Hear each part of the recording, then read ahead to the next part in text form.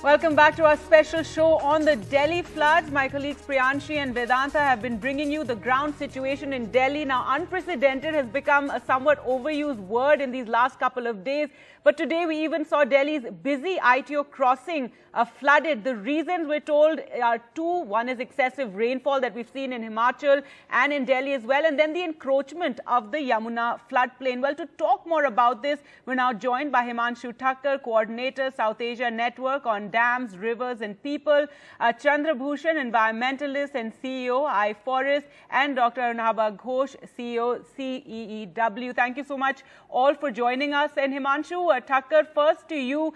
This is a situation that, you've been talking about, warning about for years now. We've been talking about the floodplains of the Yamuna. We've been talking about the encroachments there. I remember reporting when the Commonwealth Games village was being created there. And many had warned at that time that this would open the floodgates for more encroachment. And exactly that has happened. And that is why one of the reasons we're seeing the situation today. Exactly. If you see the nature of the flood and the figures in front of us, this year the maximum water release from Hatnikund has been just 3.6 lakh cusecs, and that was only for 2 hours. In 1978, when the previous HFL of 207.49 was reached at Railway Bridge in Delhi, the release from the Hatnikund barrage was, at that time there was a Tajewala barrage, not Hatnikund, was more 7.7 lakh cusecs, 7.07 lakh cusecs. That is almost double of what it was this year. In 2010, the releases were 8.06 lakh cusecs, and it never went close to even the HFL level. In 2013, the releases were again more than 7 lakh cusecs. It didn't get anywhere close to the HFL level. In 2019, the releases were 8.28 lakh cusecs. And still it went nowhere near the close to the HFL level. And this year, with just 2 hours release of 3.6 lakh cusecs, water release the water level not only reaches 207.49, but goes 1.17 meters above it.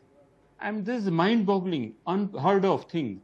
Now this is, it's very clear that Hatnikund releases are not major factor in these floods.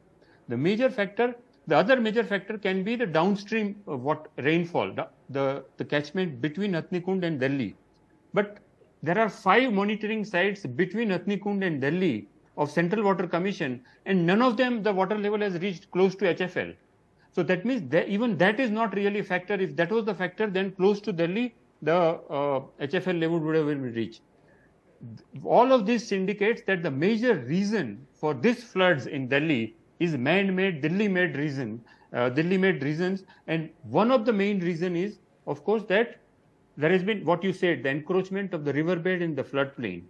Another major reason is the number of obstructions that have been created in the path of the river. There are 30 bridges within Delhi, including 26 existing and 4 under construction.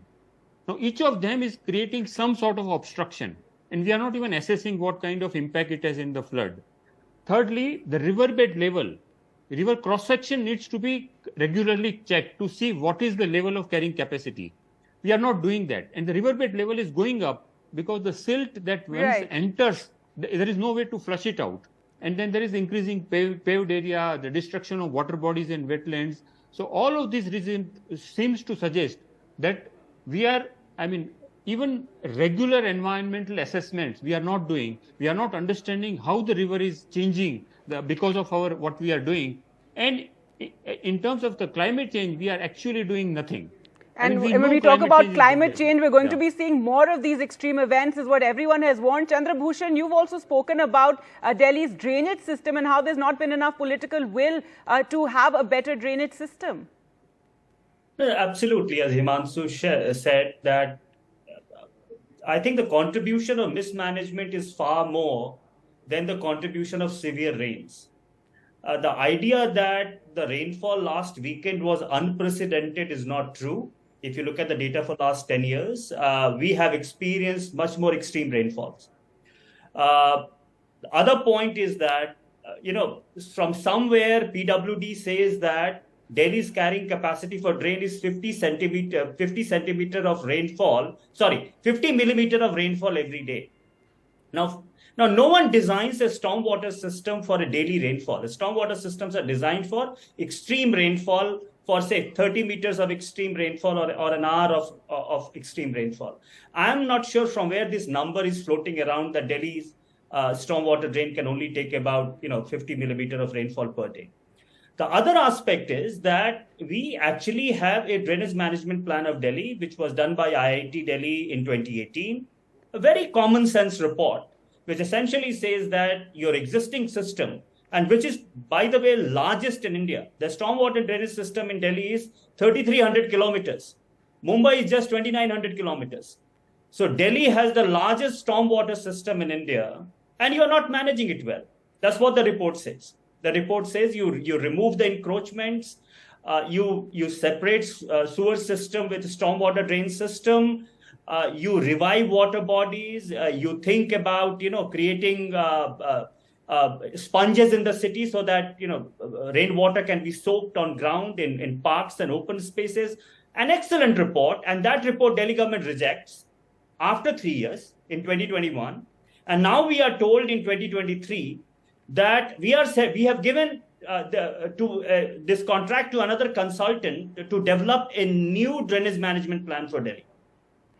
And time is running out. I mean, look at the situation. And there's no deadline. There is no deadline when that drainage management plan will be ready, when it will get implemented. So, it's all about mismanagement. And I do not buy this argument.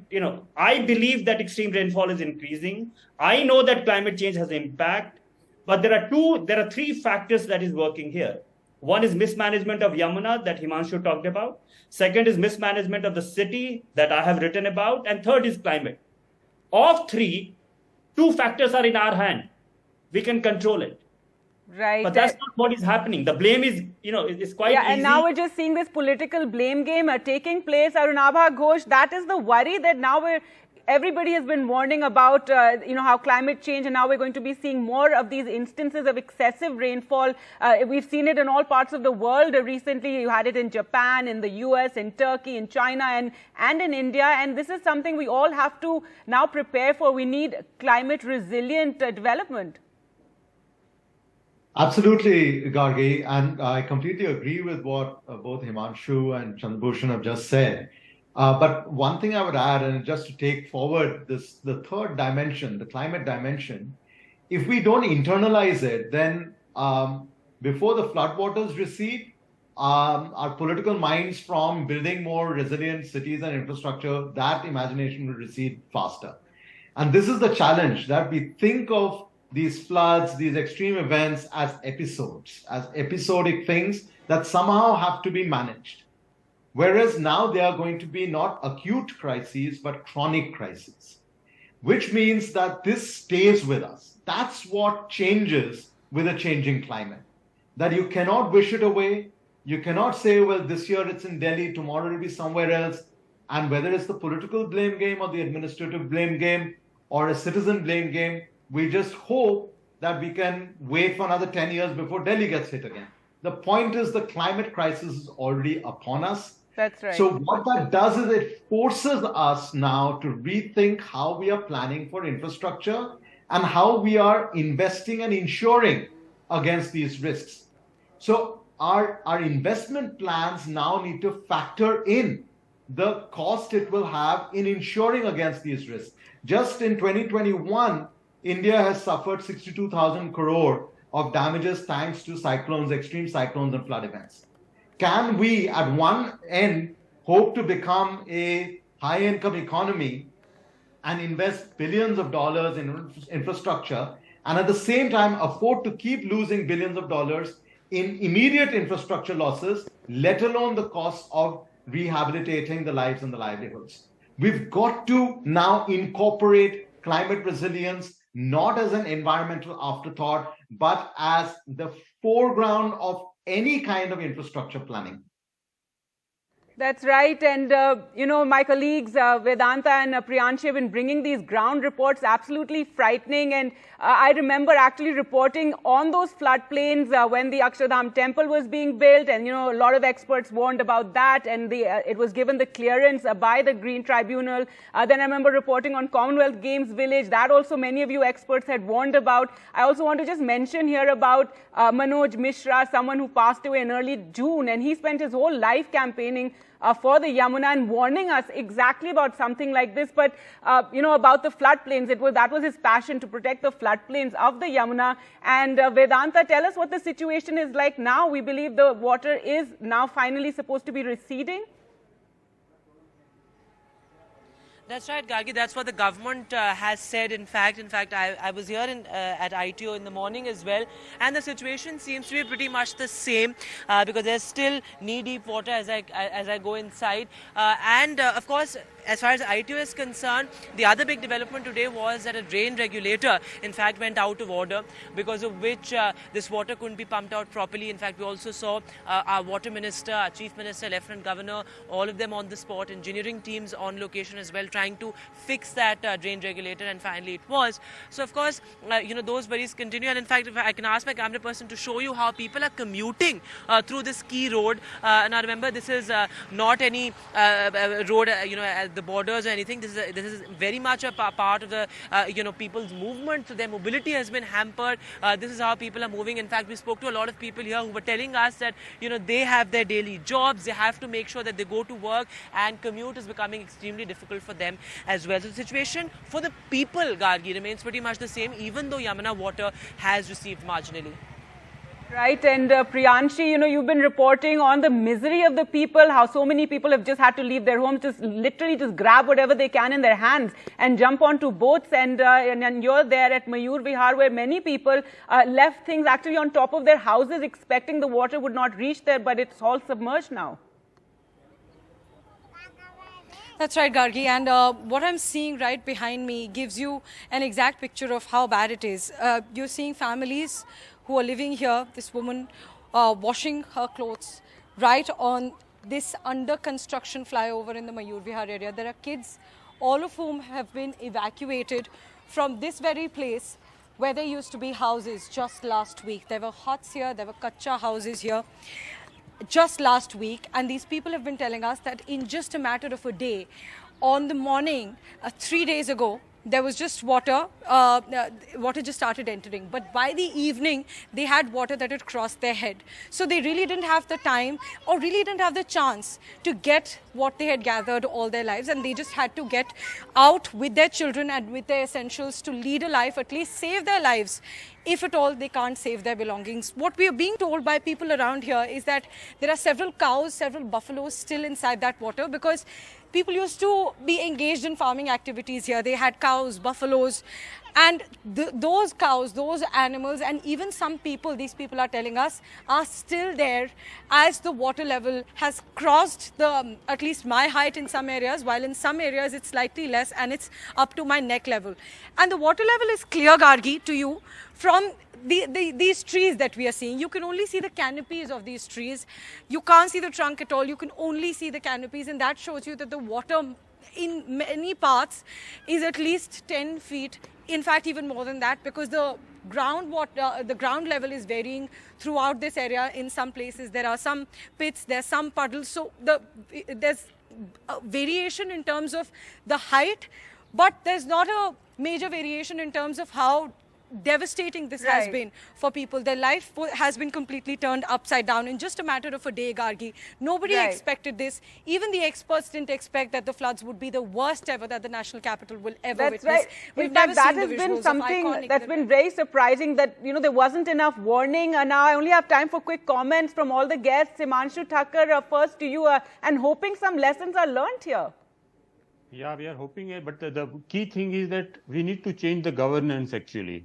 I mean, we can talk about technicalities and so on, but until and unless we have a governance change, which is governance become more accountable. Gadkari's ministry builds highways, and they create huge amount of muck, which is just dumped into the river in Himachal, Uttarakhand and downstream. Similarly, if ITO barrage gates are not opening, who is responsible? Will there be accountable?